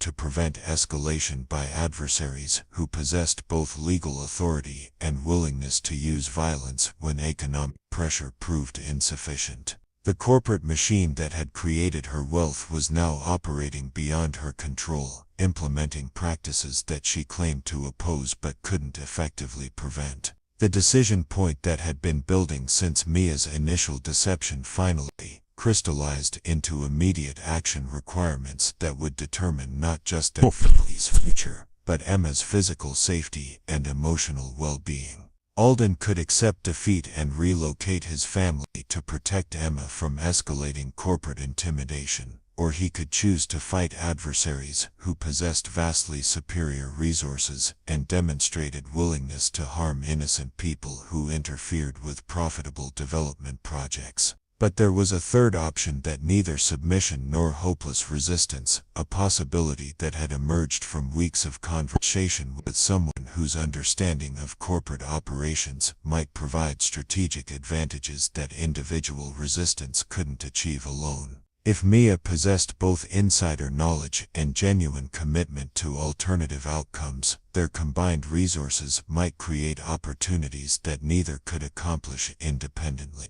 No, Alden said firmly, his voice carrying determination that surprised him with its clarity and conviction. We're not running away, and we're not fighting them on their terms. If you really want to prove that your research changed your perspective on community development, then help me expose what they're doing to the media and regulatory agencies that can hold them accountable for illegal intimidation tactics. The proposal represented a fundamental shift from defensive reaction to strategic counterattack, using Mia's insider knowledge and corporate connections to transform their struggle from individual resistance into public accountability that could protect not just their family but other community members facing similar pressures. It was dangerous and probably desperate, but it offered the possibility of victory rather than mere survival. They have unlimited resources and professional expertise, Mia protested, her voice carrying concern that seemed focused on his safety rather than her own corporate interests. Blackstone Security has successfully eliminated dozens of property owners who tried to resist forced acquisition. Even with media attention and legal challenges, they might decide that eliminating key witnesses is worth the risk of criminal investigation. But Alden had spent years responding to emergencies that required quick decisions under extreme pressure, and his instincts told him that retreat would only postpone rather than prevent eventual defeat by adversaries who viewed community resistance as temporary obstacle to profitable development. Emma needed to learn that some battles were worth fighting regardless of odds, and that adults had responsibilities to protect not just their own families, but entire communities threatened by institutional power that operated without moral constraints. Then we make sure the cost of eliminating witnesses exceeds any possible benefit they might gain, he replied, his voice carrying the calm determination that had once enabled him to run toward burning buildings while others fled to safety. We document everything, involve every media outlet and regulatory agency that might care about corporate intimidation tactics, and make sure that harming us creates more problems than leaving us alone. The plan that began forming in their conversation represented the kind of desperate strategy that emerged when conventional options had been exhausted and survival required creativity rather than superior resources. They would use Mia's corporate knowledge and connections to expose Thornton Development Group's illegal tactics, while simultaneously building coalition support among other affected property owners and community advocates who shared interest in preventing forced displacement. It was dangerous, probably illegal in some aspects, and almost certainly doomed to failure against adversaries who possessed both unlimited funding and willingness to use violence. But it was also the only option that offered hope for protecting Emma's future while maintaining dignity and community connections that gave their lives meaning beyond mere survival. As evening fell over Phoenix and streetlights began illuminating the neighborhood that had become their battleground, Alden looked at Emma coloring quietly at the small table in their apartment and realized that some decisions made themselves when the alternative was abandoning everything that mattered most. They would fight, not because victory was likely, but because some principles were worth defending regardless of personal cost. The transformation from desperate resistance to strategic counterattack began in the basement of St. Michael's Catholic Church, chosen for their first planning meeting because its historical designation provided some protection from electronic surveillance, and its community commissions offered access to networks that crossed economic and political boundaries. Father Martinez, who had served the neighborhood for 30 years and witnessed multiple cycles of development pressure, opened the church facilities to what he diplomatically described as a community discussion about preserving local character during periods of economic change. The initial gathering included 12 property owners who had received similar condemnation notices or buyout offers, 3 small business operators facing licensing challenges that coincided suspiciously with development timeline pressure, 2 journalists from local media outlets who specialized in investigating corporate abuse of eminent domain proceedings, and Maria Santos, a community organizer who had successfully challenged previous development projects through coalition building and media exposure. Mia's presence at the meeting created initial tension and suspicion among community members who viewed her as the primary source of their problems, rather than potential ally in resistance effort. Her expensive clothes had been replaced with modest casual wear, but her behavior and speech patterns still reflected privileged background that separated her from neighbors who were struggling with economic pressures that she had never personally experienced. Before we discuss strategy, Maria said diplomatically but firmly, we need to understand why someone whose company is destroying our community wants to help us fight against her own financial interests. Trust has to be earned through actions, not promises, and we've all learned to be suspicious of wealthy people who claim to care about poor neighborhoods when their money comes from exploiting those same communities. The challenge was direct and legitimate, forcing Mia to articulate motivations that went beyond guilt or public relations concerns to demonstrate genuine commitment to outcomes that might cost her personally and professionally. Her response surprised the group with its honesty about corporate operations and her willingness to provide insider information that could be used against her own company's interests. My research showed me that communities like this would create social value that can't be measured in financial terms or replaced through development projects, she began, her voice carrying sincerity that gradually reduced the hostility in the room. But more importantly, I discovered that my company's standard acquisition tactics include illegal intimidation, fraudulent safety violations, and coercion with private security firms that have histories of violence against civilians who resist displacement. She opened a briefcase containing documents that she claimed represented internal corporate communications about the redevelopment project, including emails that discussed elimination of property owner resistance through escalated pressure tactics and contracts with Blackstone Security that specified complete neighborhoods clears within 60 days using all necessary methods. The documentation provided evidence of conspiracy and criminal intent that could support both media exposure and law enforcement investigation. I'm willing to testify against my own company, provide whatever evidence you need to stop this project.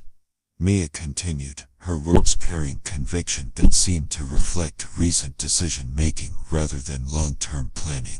But I need you to understand that fighting Thornton Development Group will require more than individual resistance or even community organizing. They have relationships with city council members, county commissioners, and state legislators who depend on their political contributions. We need federal intervention and media attention that reaches beyond local jurisdictions they've already compromised. The revelation that political corruption extended through local government patterns explained why previous community resistance efforts had failed despite legitimate legal challenges and documented violations of property rights. But it also suggested that effective opposition would require resources and connections that exceeded anything their neighborhoods coalition could realistically assemble through traditional organizing methods. Alden's contribution to strategy development drew from his experience with emergency response coordination,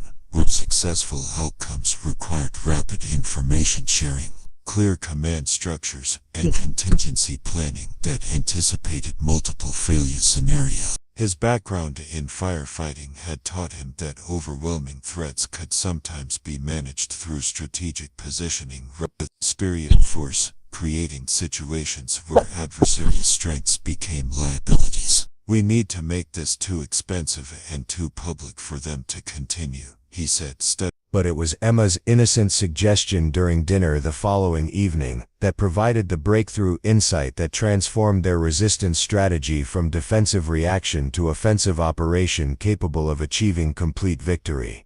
As Alden explained the basics of their situation in terms that an 8-year-old could understand, Emma asked why they couldn't simply tell everyone about what Mia's company was doing and let people decide whether they wanted businesses like that in their community. What if we made a movie about it?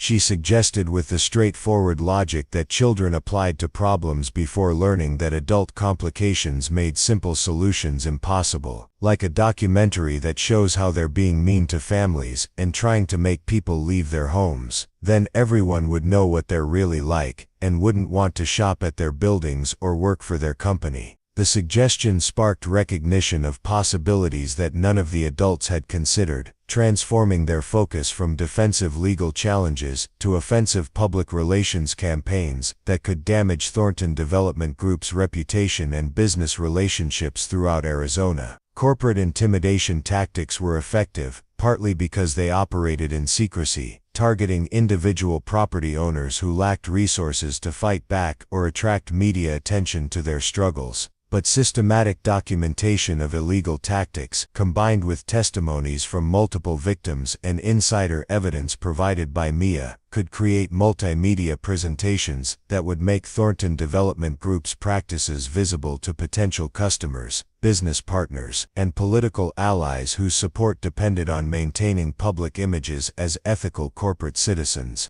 The documentary project began with basic equipment borrowed from Emma's school media center and expanded rapidly as word spread through networks of community advocates, investigative journalists, and social media activists who specialized in exposing corporate abuse of vulnerable populations. Within a week, their informal coalition had grown to include professional videographers, legal experts who specialized in property rights cases, and political activists who understood how to use media attention to pressure elected officials into taking public stands on controversial issues. Mia's insider knowledge proved invaluable in identifying targets and timing that would maximize impact while minimizing legal exposure for coalition members who could be vulnerable to retaliation through frivolous lawsuits or regulatory harassment. Her access to internal corporate communications enabled prediction of Thornton Development Group's next tactical moves, while her understanding of board dynamics suggested pressure points that might force reconsideration of aggressive acquisition strategies. The board meeting next Tuesday will include presentations about the project timeline and community resistance levels, she explained during one of their evening planning sessions. If we can demonstrate that community opposition has generated significant media attention and political scrutiny, some board members might vote to suspend Blackstone Securities' contract and return to conventional negotiation approaches. But even as they developed increasingly sophisticated strategies for media manipulation and political pressure, the immediate threat to Emma's safety remained constant and escalating. Surveillance of their apartment had intensified to include obvious monitoring that seemed designed to create awareness of being watched rather than gathering intelligence discreetly. Strange vehicles parked outside Emma's school during dismissal times, and twice she had been approached by adults asking questions about her family's activities and future plans. The psychological pressure was taking visible toll on Emma's emotional well-being and school performance, creating sleep disturbances and anxiety symptoms that reminded Alden of her reaction to her mother's death. His daughter needed stability and normalcy, but their situation demanded constant vigilance and preparation for potential violence that might erupt without warning if their resistance efforts proved more effective than Thornton Development Group's patience could tolerate. The breakthrough that shifted momentum in their favor came from an unexpected source that demonstrated how community networks could provide resources and protection that individual resistance couldn't achieve alone. Rosa Martinez, the owner of the Mexican restaurant next door, had been quietly documenting harassment that her business had experienced since receiving eviction notices, including photographs of suspicious individuals conducting surveillance and audio recordings of phone calls that contained barely veiled threats about compliance with relocation demands. But Rosa's most valuable contribution was her connection to Manuel Rodriguez, her nephew who worked as an investigative producer for Univision and had been looking for stories about corporate displacement of Latino communities throughout the Southwest. Manuel's interest in their situation represented access to media platforms that reached millions of viewers and political influence that extended far beyond local jurisdictions that Thornton Development Group might have already compromised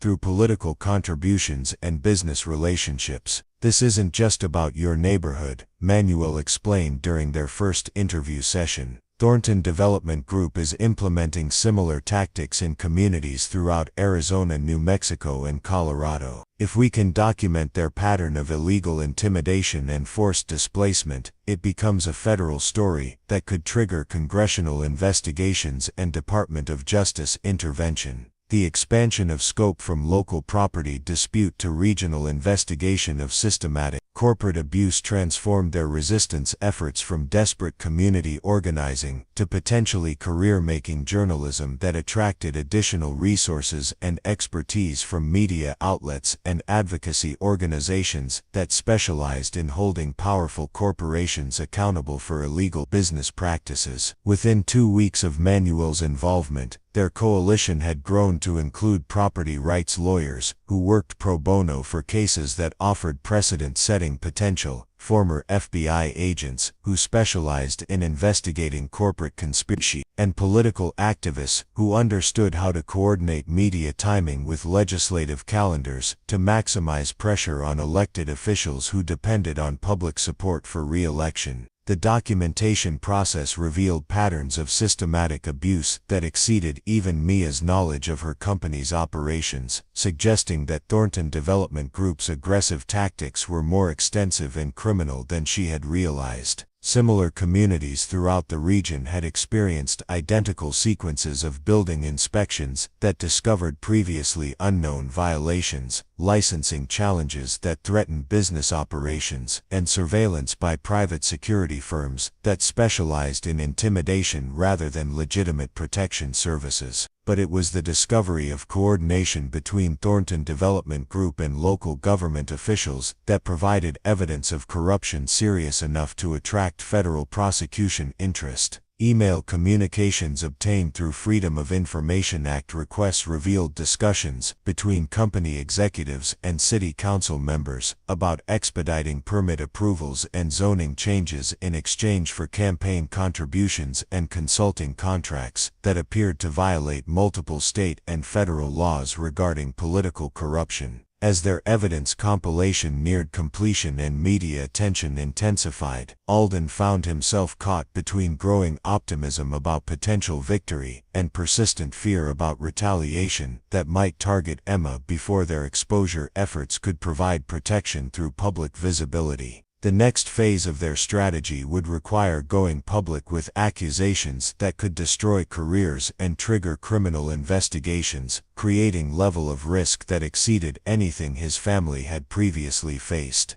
The final planning meeting took place in Rosa's restaurant after closing time, with security measures that included electronic jamming equipment borrowed from Manuel's media contacts and counter-surveillance techniques that Father Martinez had learned during his previous work as a military chaplain. The atmosphere combined anticipation of potential victory with awareness that their next actions would either achieve complete success or trigger retaliation that could prove devastating for everyone involved. Tomorrow we release everything simultaneously, Maria announced, reviewing distribution lists that included national media outlets, federal agencies, and political offices throughout the Southwest. Documentation of illegal tactics, testimony from multiple victims, insider evidence of conspiracy, and proof of political corruption. Once this information becomes public, Thornton Development Group won't be able to retaliate against individual community members without creating additional evidence of criminal intimidation. As the meeting concluded and participants dispersed to their homes through carefully planned routes that avoided known surveillance positions, Alden realized that their family's future would be determined within the next 48 hours. They had built something unprecedented through community organizing and media coordination.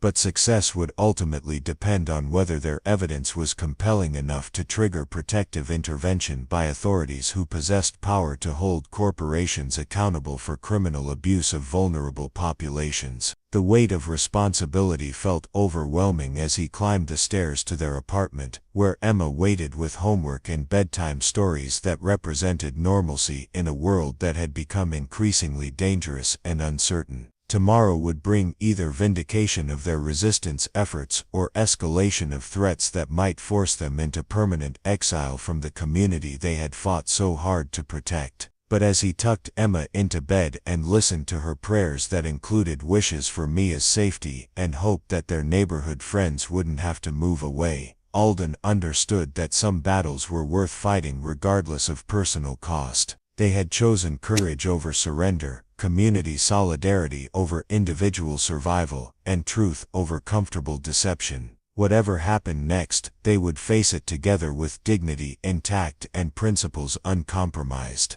The coordinated media release began at exactly 6 o'clock on a Wednesday morning, timed to coincide with national news cycles and designed to create maximum impact before Thornton Development Group's legal team could implement damage control strategies. Manuel Rodriguez's investigative report aired simultaneously on Univision's morning program and their national affiliate network, while digital versions appeared on social media platforms and news websites throughout the Southwest region. The documentation was devastating in its comprehensiveness and impossible to dismiss as isolated complaints from disgruntled property owners. Video testimonies from 12 families across 4 states described identical patterns of harassment, fraudulent building violations, and intimidation by private security contractors who used threats of violence to accelerate forced relocations. Internal corporate emails provided by Mia revealed explicit instructions to eliminate community resistance through escalated pressure tactics and budget allocations for enhanced persuasion services that clearly referred to illegal intimidation methods. But the evidence that created immediate federal interest was the proof of coordination between Thornton Development Group and elected officials who had received substantial campaign contributions in exchange for expedited permit approvals and zoning modifications that violated multiple state and federal laws. The documentation included audio recordings of phone conversations where city council members discussed specific vote timing in relation to political donation schedules, creating clear evidence of quid pro quo corruption that demanded federal prosecution response. Within 2 hours of the initial broadcast, Alden's phone was ringing constantly with calls from national media outlets, federal agencies, and political offices that wanted additional information about the systematic abuse patterns that the investigation had revealed. The Phoenix FBI field office dispatched agents to conduct formal interviews with community members who had experienced intimidation, while the Department of Justice announced that they were opening an investigation into potential civil rights violations and racketeering charges that could result in criminal prosecution of corporate executives. The response from Thornton Development Group was swift and revealed the panic that had consumed their corporate leadership when years of carefully concealed criminal activities suddenly became public knowledge that threatened both financial assets and personal freedom. Richard Hawthorne, the senior legal counsel who had signed the aggressive acquisition notices, appeared at an emergency press conference to announce that the company was immediately suspending all redevelopment activities in affected neighborhoods pending clarification of community concerns and regulatory requirements. But the damage to their corporate reputation extended far beyond the Phoenix project, as media attention revealed similar patterns of abuse in dozens of communities where Thornton Development Group had conducted business over the previous decade. Stock prices fell precipitously as investors realized that the company faced potential civil and criminal liability that could exceed their total assets, while business partners began terminating contracts to avoid association with criminal enterprise investigations. The most satisfying moment of vindication came when Alden watched television coverage of federal agents executing search warrants at Thornton Development Group's corporate headquarters, removing boxes of documents and computer equipment that would provide additional evidence for prosecution of criminal conspiracy charges. The executives who had authorized intimidation tactics against Emma and other innocent family members were now facing potential prison sentences that reflected highlighted the serious nature of their systematic abuse of vulnerable communities. Mia's cooperation with federal investigators proved crucial in securing prosecution outcomes that went beyond mere financial penalties to include personal accountability for individuals who had implemented and authorized criminal tactics. Her insider testimony provided evidence of intent and planning that transformed corporate abuse from civil violations into criminal conspiracy charges that carried substantial prison sentences and permanent prohibition from real estate development activities. "I never thought I would testify against my own company," she said during one of their evening conversations as the investigation expanded to include additional corporate partners and political allies who had participated in the corruption network. "But watching what they were willing to do to Emma and other innocent people made me realize that some business practices are simply criminal regardless of profit margins or investor expectations." The legal proceedings moved with surprising speed, driven by media attention and federal prosecutors who recognized career-making opportunities in cases that involved systematic corporate abuse of vulnerable populations. Within 6 months, 12 Thornton Development Group executives had been indicted on federal charges including conspiracy, racketeering, civil rights violations, and corruption of public officials. The company itself was dissolved, its assets liquidated to provide compensation for communities that had been damaged by their illegal tactics.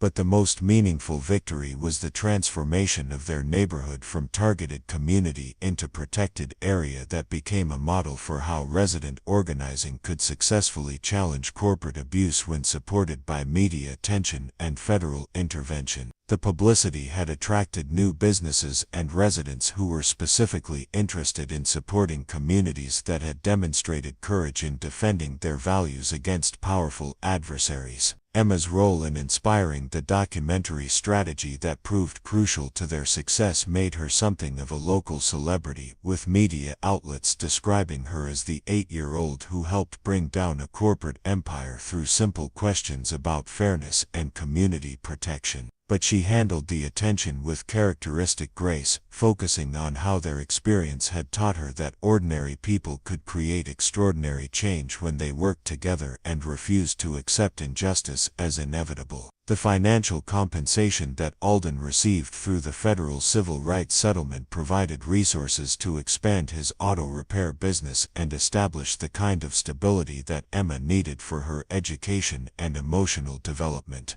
But more importantly, the experience had connected their family to community networks and advocacy organizations that would provide ongoing support and friendship that extended far beyond their immediate neighborhood. Mia's transformation from corporate predator to community advocate represented the most dramatic personal change that emerged from their conflict, though her journey toward redemption required years of consistent action rather than mere expressions of regret about past business practices. She used her remaining wealth to establish a foundation that provided legal assistance to communities facing corporate intimidation, while working with federal agencies to identify and investigate other companies that used similar abuse tactics. The relationship that developed between Alden, Emma, and Mia evolved gradually from adversarial confrontation to cautious cooperation to genuine friendship that was based on shared commitment to community protection rather than romantic attraction or economic dependency. Emma's initial hurt about the deception was balanced by appreciation for Mia's willingness to sacrifice her corporate interests to protect their family and neighborhood,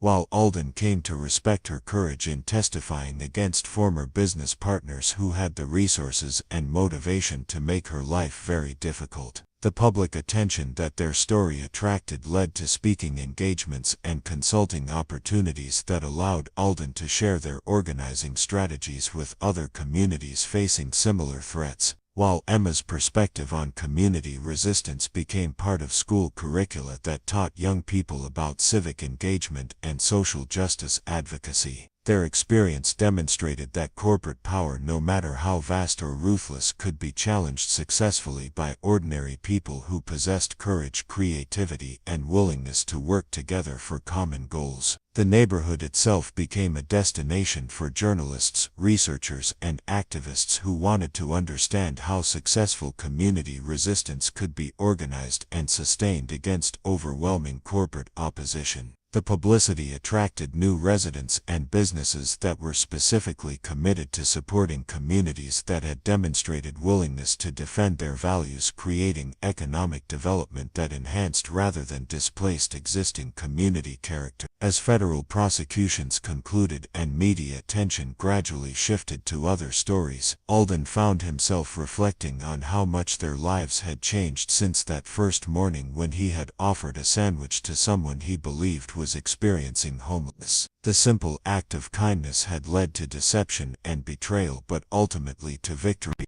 and transformation that exceeded anything he could have imagined when their crisis began. The lessons that Emma learned from their experience would shape her understanding of justice, community responsibility, and individual agency in ways that no classroom education could provide. She had witnessed firsthand how ordinary people could challenge powerful institutions, how truth could triumph over deception, and how communities could protect their most vulnerable members when they worked together with courage and determination. Standing in his expanded auto repair shop on a quiet Sunday evening, watching Emma complete homework while Mia helped organize community meeting materials for the following week, Alden understood that some victories created lasting change that extended far beyond immediate circumstances. They had not just saved their neighborhood but had created a model for community resistance that would inspire and assist other families facing similar threats in the future. 2 years after the federal prosecutions concluded and media attention shifted to other stories, Alden stood in the doorway of what had once been his struggle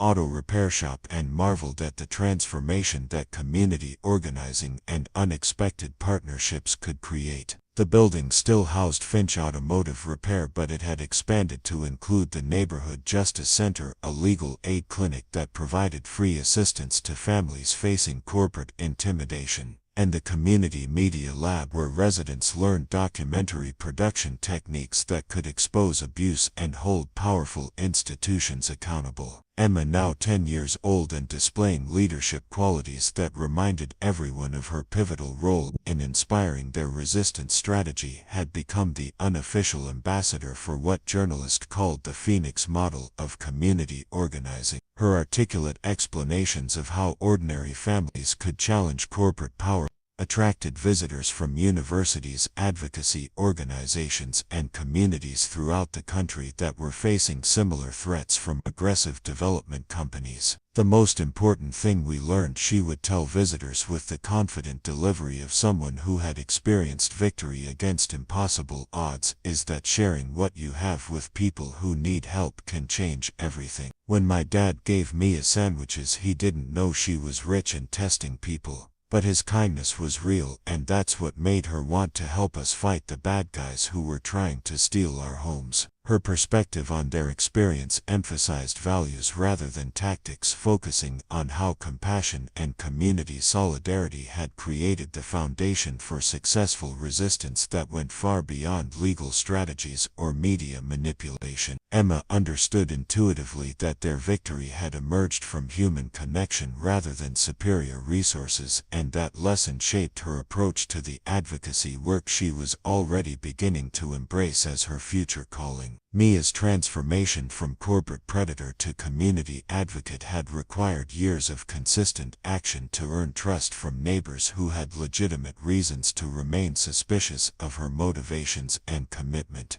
But her establishment of the Community Protection Foundation, which provided legal representation and organizing support to families facing forced displacement, had demonstrated genuine dedication to values that went far beyond guilt about past business practices. I spent 15 years measuring success through profit margins and market dominance, she reflected during one of their regular evening conversations at Rose's restaurant, which had become the unofficial headquarters for their ongoing advocacy work. But watching Emma's courage and Alden's willingness to risk everything for principle taught me that real success means protecting people who can't protect themselves and creating communities where everyone has dignity and opportunity. Her foundation had successfully challenged corporate abuse in 37 communities across 12 states using documentation techniques and media strategies that had evolved from their original Phoenix campaign. But more importantly, she had discovered that using wealth to empower vulnerable populations provided satisfaction and purpose that exceeded anything she had experienced during her years of aggressive property development. The romantic relationship that eventually developed between Alden and Mia emerged slowly and naturally from shared work rather than dramatic revelation or emotional crisis. Their partnership was built on mutual respect, common values, and genuine affection that had grown through months of collaboration on projects that mattered to both of them. Emma's enthusiastic approval of their relationship reflected her understanding that families could grow and change in positive ways that honored rather than replaced precious memories. Their wedding, held in the community garden that had been established on land previously targeted for corporate development, attracted hundreds of neighbors, advocates, and journalists who had followed their story from desperate resistance to triumphant transformation. Emma served as maid of honor, delivering a speech about love, community, and the power of ordinary people to create extraordinary change when they chose courage over comfort. The auto repair business had evolved into a community enterprise that provided automotive training for young adults aging out of foster care, employment opportunities for formerly incarcerated individuals who needed second chances, and mechanical services at affordable prices for working families who couldn't afford dealership rates. Alden's technical expertise combined with Mia's business knowledge and Emma's natural leadership abilities created an operation that demonstrated how social responsibility and financial sustainability could coexist successfully. But the most meaningful measure of their success was visible in the neighborhood itself, which had become a destination for families who specifically wanted to live in communities that had demonstrated commitment to mutual support and social justice. Property values had increased substantially, but through community-controlled development that prioritized affordable housing and local business ownership rather than displacement and gentrification. The evening routine in their expanded family reflected the same values that had sustained them through their original crisis, with dinner conversations that included discussion of current advocacy projects, Emma's school activities, and planning for community events that strengthened neighborhood connections. Their home remained above the shop, but with additional space for the family meetings and strategy sessions that had become regular parts of their community leadership responsibility. As autumn settled over Phoenix and streetlights illuminated sidewalks where children played safely, while their parents worked late in family businesses that were protected by community solidarity rather than corporate security, Alden realized that their simple act of sharing lunch had created ripple effects that would continue, expanding for generations. They had learned that kindness was not weakness, that justice was possible even against overwhelming odds, and that ordinary people